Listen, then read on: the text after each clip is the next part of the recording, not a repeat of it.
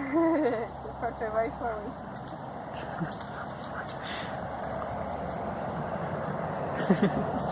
She's smart, she won't let you get too close.